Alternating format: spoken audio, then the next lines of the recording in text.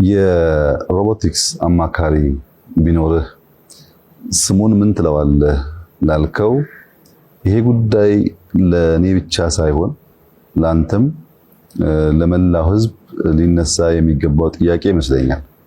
ምክንያቱም በኔ ግምት በሚቀጥሉት ከ5 እስከ 10 ዓመታት ቢበዛ በብዙ ቤቶች ውስጥ ሮቦትስ ይኖራሉ። ልክ የዛሬ 20 ዓመት ሴልፎን በየቤቱ ይኖራል ስንል የማይጨበጥ የማይደረስ እንደመሰለን ሁሉ እንደዚሁ ዛሬም ሮቦትስ ለተለያየ ፐርፐዝ በየግለሰቡ ቤት ይኖራል ተብሎ ቢነገር እምብዛም ለማመን ያስቸግር ይሆናል። ነገር ግን ይሆናል። በየቤቱ ሮቦትስ ይኖራሉ። እነዚያ ሮቦትስ ግን ከዚህ ቀደም ከምናውቃቸው ቴክኖሎጂዎች ይለያሉ። ከዚህ ቀደም ሴልፎን እኔም ልግዛ አንተም ሌላም ሰው ቢገዛ ዋነኛው ዓላማው ለኮሙኒኬሽን ነው። መኪና እኔም ልግዛ አንተም ግዛ ሌላም ሰው ይግዛ ያው ለመንዳት ነው።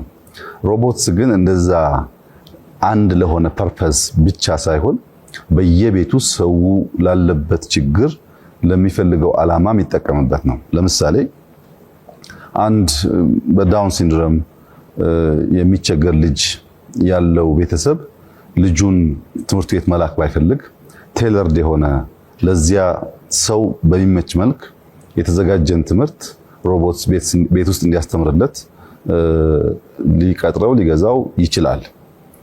ወይም ደግሞ ሲኒየር ሰዎች ወላጆች ያሉበት ሰው ወላጆቹ ታመው በየጊዜው መድኃኒት መስጠት ቢያስፈልጋቸው፣ ማሳጅ ቢያስፈልጋቸው፣ እንክብካቤ ቢያስፈልጋቸው ለነሱ ጊዜ የጠበቀ መድኃኒት የሚያቀብል ሊሆን ይችላል።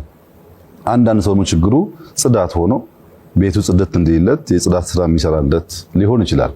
እንደባለፈው ለአንድ ዩኒፎርም ለሚታወቅ ፐርፐዝ ላይሆን ይችላል። ግን ሮቦትስ ይኖራሉ። በምዕራቡ ዓለም በቅርቡ የሚጀምር ይመስለኛል።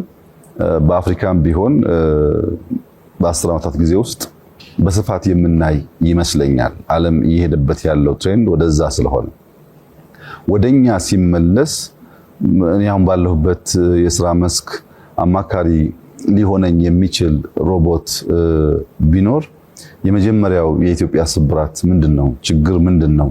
ምን እንዲፈታልኝ ነው ማስበው የሚለው ጉዳይ ቀድሞ ይመጣል። በእኛ ሁኔታ አሁን ቀዳሚው ፈተና ብዬ የማስበው የጋራ ህልም፣ የጋራ ትርክት መፍጠር ነው። እንደ ህዝብ አንድ የሆነ ፍላጎት ህልም ኖሮን ለዚያ ህልም ሳንበታተን ተደምረን የምንሰራበትን ነገር መፍጠር ነው። ጠላቶቻችን ዋና ዓላማቸው መከፋፈል ነው።